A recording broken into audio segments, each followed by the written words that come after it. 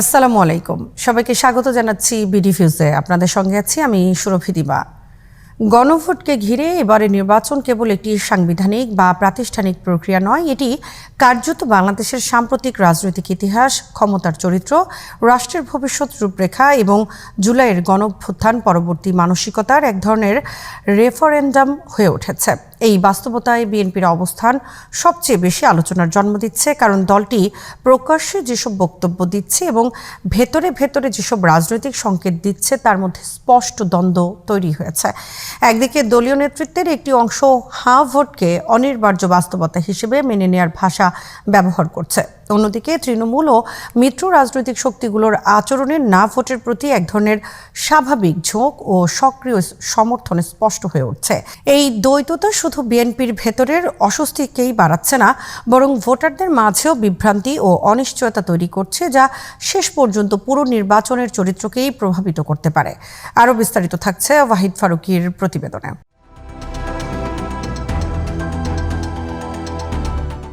অন্তর্বর্তীকালীন সরকার যখন রাষ্ট্রীয় ভাষ্য হিসেবে হ্যাঁ ভোটকে সংস্কার ও নতুন বাংলাদেশের প্রতীক হিসেবে তুলে ধরছে এবং না ভোটকে জুলাইয়ের আগের বাংলাদেশে ফিরে যাওয়া হিসেবে চিহ্নিত করছে, তখন এই দ্বিধা বিভক্ত বয়ান রাজনৈতিক দলগুলোর জন্য একটি স্পষ্ট অবস্থান নেয়ার চাপ তৈরি করেছে। বিএনপি ঐতিহাসিকভাবে ক্ষমতার বিকল্প শক্তি হিসেবে নিজেদের তুলে ধরলেও গণভোট প্রশ্নে তারা সেই স্পষ্টতা দেখাতে পারছে না। বিএনপির সিনিয়র নেতা মেজর হাফিজউদ্দিন আহমেদ প্রকাশ্যে বলেন যে, আমরা বাধ্য হয়ে হ্যাঁ ভোটের পক্ষে অবস্থান নিয়েছি, কিন্তু ভেতরে এটাকে লালন করি না। এই গণভোটের কোনো আইনগত ভিত্তি নেই, একটি গোষ্ঠী জনগণের উপর চাপিয়ে দিয়েছে। আমাদের দল বিএনপি এটাতে প্রথমে রাজি হয়নি। এই কথাটি বিএনপির রাজনৈতিক মনস্তত্ত্বের এক নগ্ন প্রকাশ। এটি কার্যত এই স্বীকারোক্তি দেয় যে দলটি রাষ্ট্রীয় ও আন্তর্জাতিক চাপ, জনমতের প্রবাহ এবং নির্বাচনী বাস্তবতার কারণে একটি অবস্থান নিচ্ছে, কিন্তু আদর্শিক বা কৌশলগতভাবে তারা সেই অবস্থানের সঙ্গে সম্পূর্ণভাবে একমত নন।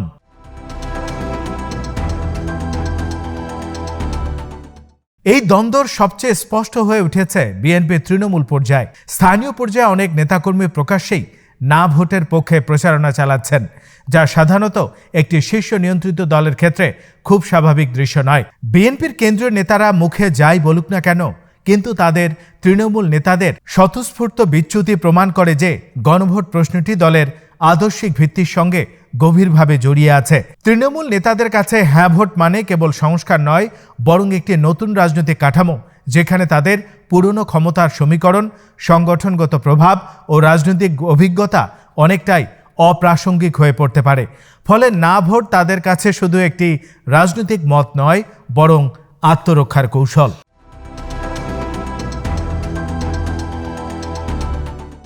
এখানে তারেক রহমানের ভূমিকা বিশেষভাবে গুরুত্বপূর্ণ। রাজনৈতিক বিশ্লেষকদের বড় অংশ লক্ষ্য করছেন যে তিনি তার নির্বাচনী প্রচারণা, বক্তব্য বা জনসংযোগে সরাসরি একবারের জন্য হ্যাঁ ভোটের পক্ষে অবস্থান নেননি।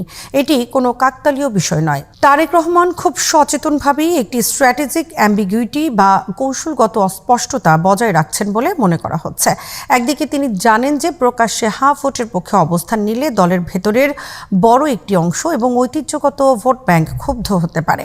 অন্যদিকে সরাসরি না ভোটের পক্ষে দাঁড়ালে অন্তর্বর্তীকালীন সরকারের সঙ্গে সংঘাত এবং আন্তর্জাতিক মহলের নেতিবাচক দৃষ্টি আকর্ষণের ঝুঁকি রয়েছে। এই কারণে তিনি এমন একটি অবস্থান নিচ্ছেন যেখানে তিনি নিজেকে নির্বাচনমুখী, গণতন্ত্রকামী এবং আপাত দৃষ্টিতে সংস্কার বিরোধী নন, কিন্তু একই সঙ্গে জুলাই বিপ্লবের মূল দর্শনের সঙ্গেও নিজেকে সম্পূর্ণভাবে যুক্ত করছেন না। আমাদের যে মামলা করতে আমরা সে মামলা করতে চাই না। আমি আপনাকে কথা বলছি, সমস্ত মামলা তুলে নেওয়া হবে। এই দ্বৈত কৌশলের আরেকটি দিক দেখা যায় বিএনপি মহাসচিব মির্জা ফখরুল ইসলাম আলমগীরের বক্তব্যে। তিনি নির্বাচনী প্রচারণায় গিয়ে আওয়ামী লীগ না থাকায় দেশে গণতান্ত্রিক ধারায় অসুবিধা হচ্ছে বলে মন্তব্য করেছেন এবং আওয়ামী লীগের বিরুদ্ধে করা সকল মামলা প্রত্যাহারের ঘোষণাও দিয়েছেন। এই বক্তব্য শুধু রাজনৈতিক শিষ্টাচারের প্রশ্ন নয়, এটি একটি গভীর রাজনৈতিক বার্তা বহন করে। জুলাই বিপ্লবের প্রেক্ষাপটে আওয়ামী লীগকে যে স্বৈরাচারী শাসনের প্রতীক হিসেবে দেখা হচ্ছে, সেই দলের অনুপস্থিতিকে গণতান্ত্রিক অসুবিধা হিসেবে চিহ্নিত করা মানে বিপ্লবকে একটি চূড়ান্ত রাজনৈতিক বিচ্ছেদ হিসেবে নয়, বরং একটি সাময়িক রাজনৈতিক সংকট হিসেবে দেখা হচ্ছে, যার পরিণতিতে পুরনো রাজনৈতিক শক্তিগুলোর আবারও কোনো না কোনোভাবে একই কাঠামোয় ফিরে আসবে।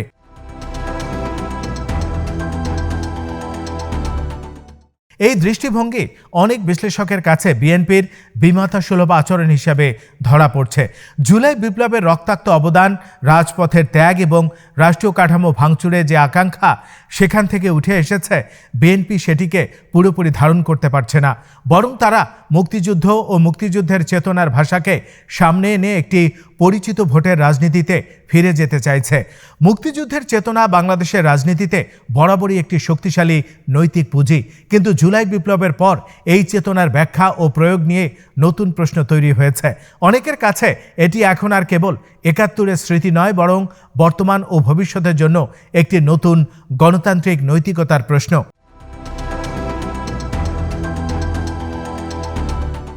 এই প্রেক্ষাপটে জামাত সহ ১১ দলীয় জোটের জনসমাবেশগুলোতে উপচে পড়া ভিড় একটি ভিন্ন বাস্তবতার ইঙ্গিত দিচ্ছে। তারেক রহমানের প্রচারণার সঙ্গে পাল্লা দিয়ে এই জোটগুলোর শক্তি প্রদর্শন প্রমাণ করছে যে ভোটাররা কেবল বিএনপি বনাম সরকার এই সরল সমীকরণে আটকে নেই, বরং একটি বড় অংশ এমন রাজনৈতিক শক্তির দিকে তাকিয়ে আছে যারা নিজেদেরকে স্পষ্টভাবে জুলাই কেন্দ্রিক রাজনীতির সঙ্গে যুক্ত করতে পেরেছে, অথবা অন্তত সেই আকাঙ্ক্ষার বিরুদ্ধে অবস্থান নেওয়ার সাহস দেখাচ্ছে। ফলে আসন্ন নির্বাচন ক্রমেই দুটি স্পষ্ট শক্তির লড়াইয়ে রূপ নিচ্ছে। একটি শক্তি জুলাই বিপ্লবের ধারাবাহিকতা, সংস্কার ও নতুন রাষ্ট্রীয় কাঠামোর পক্ষে, আরেকটি শক্তি জুলাইয়ের আকাঙ্ক্ষার বিরুদ্ধে, বা অন্তত সেটিকে শিথিল করে পুরনো রাজনৈতিক বাস্তবতায় ফিরে যাওয়ার পক্ষে।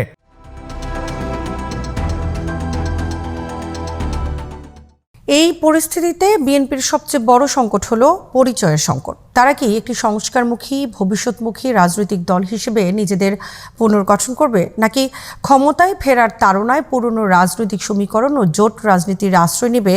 এই প্রশ্নের উত্তর এখনও স্পষ্ট নয়। তাদের বর্তমান আচরণ অনেকটাই বলে দিচ্ছে যে তারা জুলাইয়ের পথে পুরোপুরি নেই, বরং তারা এমন একটি মধ্যপন্থা খুঁজছে যেখানে নির্বাচন জেতা সম্ভব হবে, কিন্তু রাষ্ট্রের কাঠামোগত পরিবর্তনের দায় নিতে হবে না। এই কৌশল স্বল্প মেয়াদে লাভজনক হতে পারে, কিন্তু দীর্ঘমেয়াদে এটি বিএনপির জন্য বড় রাজনৈতিক ঝুঁকি তৈরি করতে পারে, কারণ ভোটারদের একটি বড় অংশ এখন আর অস্পষ্টতা বা দ্বিচারিতা মেনে নিতে প্রস্তুত নয়।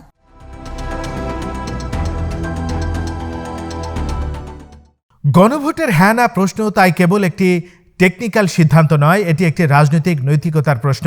হ্যাঁ ভোট মানে শুধু সংস্কার নয়, বরং একটি নতুন রাজনৈতিক চুক্তি যেখানে ক্ষমতা, জবাবদিহি ও নাগরিকের অধিকারের নতুন ভারসাম্য তৈরি হবে।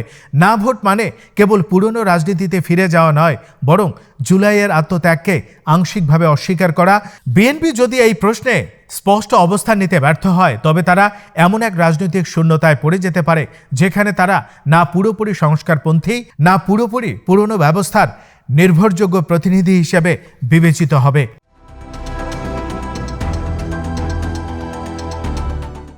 শেষ পর্যন্ত আসন্ন নির্বাচন যে তুমুল প্রতিদ্বন্দ্বিতাপূর্ণ হবে সে বিষয়ে কোনো সন্দেহ নেই, কিন্তু এই প্রতিদ্বন্দ্বিতা শুধু আসন সংখ্যা বা সরকার গঠনের প্রশ্নে সীমাবদ্ধ থাকবে না। এটি হবে বাংলাদেশের রাজনৈতিক আত্মপরিচয় নির্ধারণের লড়াই। বিএনপি যদি সত্যি নতুন বাংলাদেশের অংশ হতে চায়, তবে তাদের জুলাই বিপ্লবের রক্তাক্ত অবদানকে স্বীকার করে একটি স্পষ্ট, সাহসী এবং আদর্শগতভাবে সঙ্গত অবস্থান নিতে হবে। অন্যথায় ইতিহাস হয়তো তাদের এমন একটি দল হিসেবে চিহ্নিত করবে যারা পরিবর্তনের মুখোমুখি দাঁড়িয়ে সিদ্ধান্তহীনতায় ভুগেছিল এবং সেই সুযোগে নতুন রাজনৈতিক শক্তিগুলো ভবিষ্যতের বাংলাদেশ নির্মাণের নেতৃত্ব নিয়েছিল।